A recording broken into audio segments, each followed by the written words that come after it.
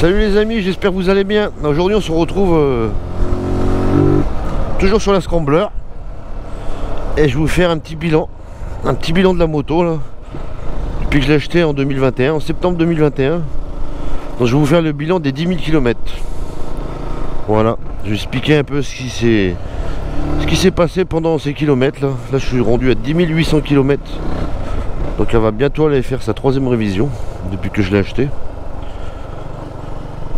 Donc on va se poser par là et je vais vous donner les points négatifs et les points positifs de cette Scrambler de chez Zontes.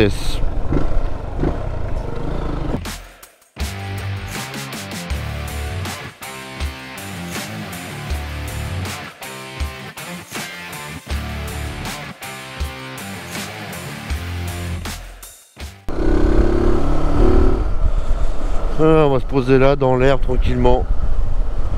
On va faire le tour de la moto de cette Scrambler. Voilà, tranquillement. Et en plus ils ont coupé l'herbe, c'est impeccable. Voilà, on est bien ici là. On est bon. Voilà les amis, j'ai trouvé un petit coin sympathique pour poser la Scrambler là, pour faire le bilan un petit peu avec vous de cette moto que j'ai achetée en septembre 2021. Voilà, c'est une moto qui a 10 800 km à peu près là. Donc on fait le bilan des 10 000 km de cette Zontes Scrambler.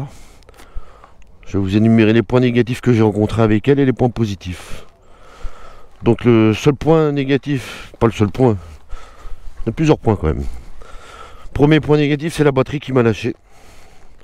Voilà, une moto qui a pas encore 2 ans, la batterie HS. Donc remplacée par le concessionnaire parce que les batteries sont pas garanties. La batterie n'est pas garantie sur cette moto. Donc j'ai remplacé la batterie parce que je suis tombé en panne. J'ai poussé à pied pour rentrer à la maison. Deuxième point négatif, c'est la chaîne. La chaîne sur cette moto. Voilà, moi elle faisait que de se détendre. Tout le temps.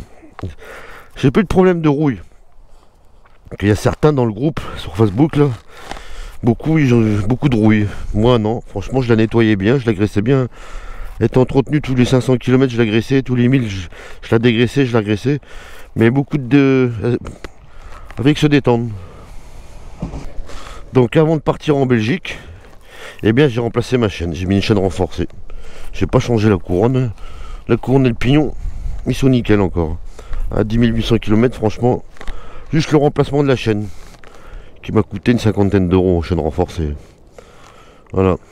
Le troisième point négatif, un peu que ce que je reproche, c'est ces rétroviseurs. Mais ils sont pas mal les rétroviseurs en bout de guidon. Mais vers 100, 110, ce qui est vitesse max 120, 123, ils ont tendance à vibrer. En dessous de 190, on voit bien dans les rétroviseurs. Mais arrivé à une certaine vitesse, ça vibre. Je sais pas pourquoi. Je sais pas pourquoi la raison, mais... Après, on voit quand même, mais ça vibre un peu. Les rétroviseurs vibrent. Point positif sur cette moto. Le point très positif, c'est sa capacité du réservoir. Parce que j'étais en Belgique, j'ai fait plus de 500 km chargé avec les sacoches. Et bien, j'ai fait l'aller-retour avec mon plein. Et pourtant, j'étais chargé. Et je suis pas léger.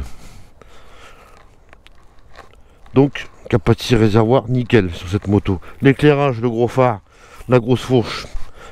J'ai assisté à plusieurs manifestations sur Paris, là. J'ai dû voir sur ma chaîne dans les vidéos. Eh bien, beaucoup étaient impressionnés que c'était une 125. Vu le gabarit. Vu qu'il y a le gros réservoir, la grosse fourche, le gros optique à LED. Qui éclaire bien même. Et ben, tout le monde pensait que c'était une grosse moto. Et non, j'aurais dit c'est une 125. Après, ce qui est accessoire, vous avez bien vu dans une vidéo que j'ai fait ultérieurement. Les accessoires, on les trouve un peu partout maintenant. Les protège-mains, le garde-boue arrière, support top case. Qu'est-ce que j'ai rajouté? Bon, une bulle, support téléphone. On trouve ça partout maintenant. Ça sur pas mal de sites. Je sais pas si vous avez vu. Voilà ce que je voulais dire pour le bilan des 10 000. S'il me reste aussi à vous parler des pneus. Regardez mes pneus. À l'avant, il est d'origine. Nickel. À l'arrière, il est d'origine. Moi, je pense qu'il y a une usure de, allez, 50%. Il peut encore servir. Hein. Allez, 50-60% le pneu arrière. Hein. Tout le monde critiquait ces pneus, ces ST là. Mais franchement, moi, rien à dire. Que ce soit mouillé, le sec, j'ai mis le glissade. Hein. Ça tient la route. Puis le petit scrambler avec les pneus à crampons, c'est quand même son style, son charme qu'il faut garder un petit peu. Donc les amis, je vous dis à bientôt dans une prochaine vidéo. Allez, bye bye.